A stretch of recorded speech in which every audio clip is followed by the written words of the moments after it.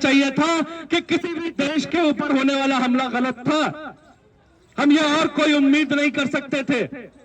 लेकिन हम लोग ये जानते हैं कि एक हमले से जस्ट एक दिन पहले जब मोदी इजराइल के नेतन्याहू के साथ गले मिल रहे थे और पूरे तौर पर ये दिखा रहे थे कि जायनवाद के साथ भारतीय फांसीवादी खड़े हुए हैं, तो हमें उनसे उम्मीद नहीं है। लेकिन इस देश की जनता ये जानती है और लंबे समय से लड़ती रही है, और हम लोग यहां से आवाज उठाने आए हैं कि ईरान की जनता के साथ, ईरान की बच्चों के साथ, ईरान की महिलाओं के साथ भारत की जनता खड़ी हुई है।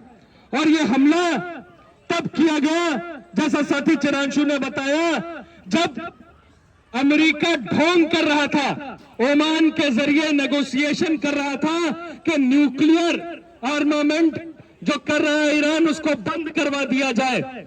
इसके खिलाफ उन्होंने कहा कि हम वार्ता कर रहे हैं, नेगोशिएशन कर रहे हैं, और उस दौरान ही यह हमला किया गया। याद कीजिए, जो जून में हमला किया गया था वो भी तब किया गया था इजराइल और यूएस के द्वारा, जब ऐसी वार्ता चल रही थी। और वो 12 दिन के हमले में जब इजराइल और अमेरिका अपनी मुंह पिटाकर वापस भागा, तो इन्होंने फिर से एक लंबी तैयारी की कि फिर से हमला करते हैं। क्योंकि दो चीजें हैं, एक इजराइल की जो सत्ता है, इजराइल में जो नेतन्याहू की सत्ता है, वो केवल और केवल युद्ध के जरिए ही जिंदा रह सकती है। नेतन्याहू को यह पता है कि जिस दिन युद्ध खत्म होता है, चुनाव होते हैं, उसके ऊपर जो 4 भ्रष्टाचार के मुकदमे चल रहे हैं वो चलेंगे और उसकी सत्ता जाएगी।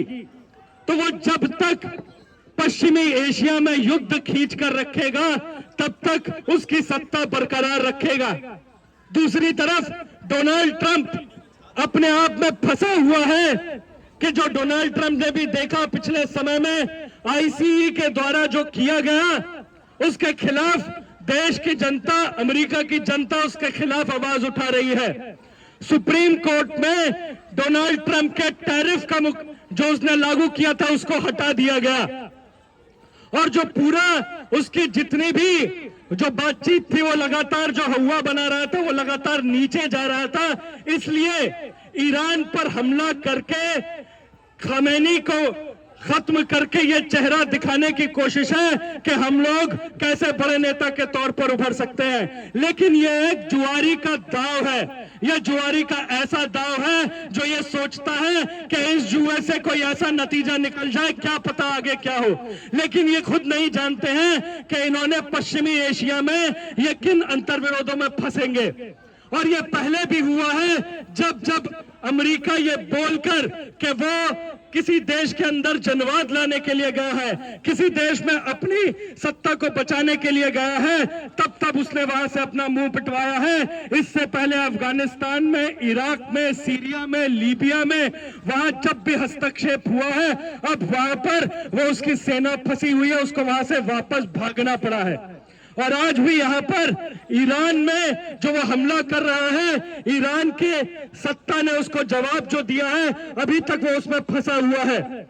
वो जो सोच रहे थे कि एक दिन में हम लोग हमला करेंगे, वहां की सत्ता का तख्ता पलट हो जाएगा और उसके बाद कोई ऐसी सरकार बैठ जाए जो ईरान में अमेरिका की टट्टू, अमेरिका का पक्ष ले, जैसे शाह बैठा हुआ है वहां से जो वो बयानबाजी करता रहता है। लेकिन जो इस बीच हो रहा है, 3 दिन गुजर चुके हैं, सैकड़ों ईरानी लोग मारे जा चुके हैं।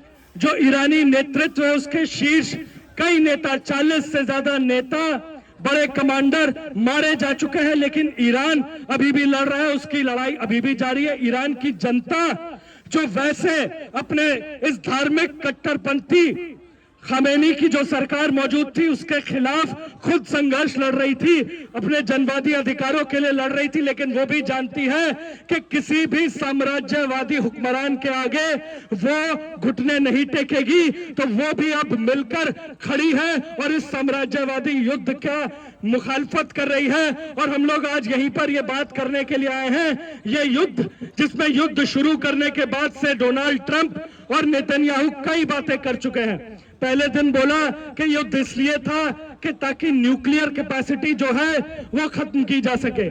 फिर बोला डोनाल्ड ट्रंप ने कि ईरान मुझे मारने वाला था इसलिए मैंने हमला कर दिया। हम लोगों अब ये बोल रहे हैं कि बैलिस्टिक मिसाइल की कैपेसिटी कम करने के लिए और जो पूरे उसके ऊपर जो हमला हो रहा है उसको खत्म करने के लिए कोशिश की जा रही है। लेकिन असलियत तो यह है कि जो पूरा पश्चिमी एशिया तेल का जो भंडार है और जो वहां पर तेल के जो मौजूद है, जब तेल के लिए ये जो अमेरिका वहां पर अपनी पंजे गड़ाकर बैठा है, उसने अपने चौकीदार इजराइल को बनाया हुआ है ताकि वहां पर जो ये तेल है उसके संसाधन को उस पर कब्जा कर सके।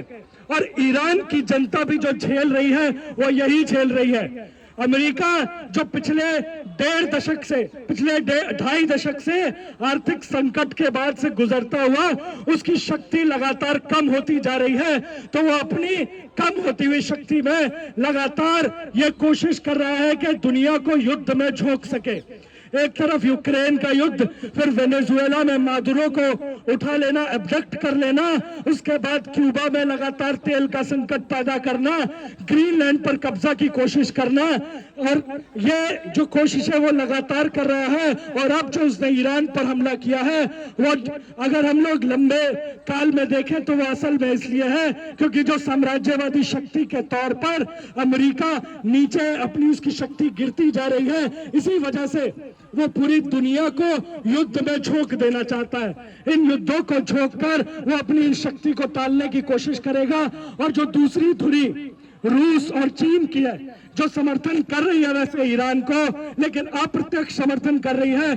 किसी को यह उम्मीद हो कि ईरान की जनता के समर्थन में ये लोग सीधे आएंगे, ऐसा कतई लगता नहीं है कि वो लोग सीधे आएंगे। वो भी इसी उम्मीद में होंगे कि जो भी नई इक्वेशन होती है तेल के इस भंडार पर, जो भी नई शक्ति काबिज होगी उसके साथ कैसे सौदेबाजी की जाए।